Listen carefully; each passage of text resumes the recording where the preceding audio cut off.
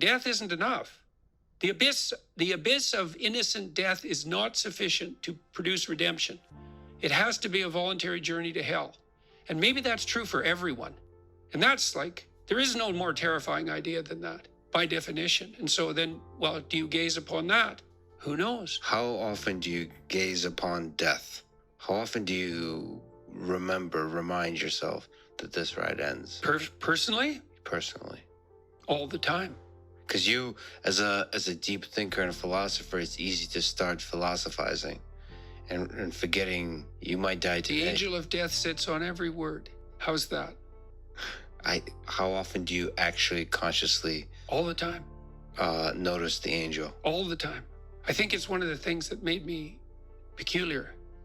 When I was in graduate school, I had the thought of death in my mind all the time. And I noticed that many of the people that I was with, these were people I admired fine. That wasn't part of their character, but it was definitely part of mine. I'd wake up every morning, this happened for years, think, time's short, get at it. Time's short, get at it. There's things to do. And so that was always, it's still there. And it's still there with, I would say, and it's unbearable in some sense.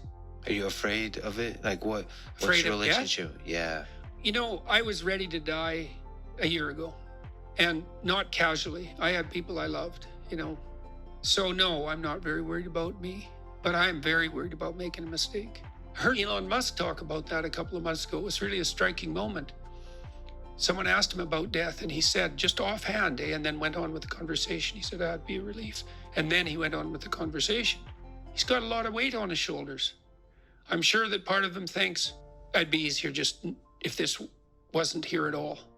Now, he said it offhand, but it was a telling moment in my estimation. So for him, that's a why live question. Hmm? The exhaustion of life. Yeah. If you call it life is suffering, but the hardship.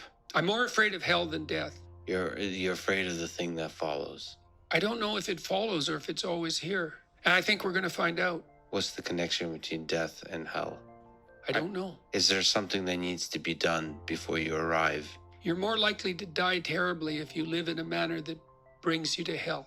That's one connection. And terribly is a very deep kind of concept.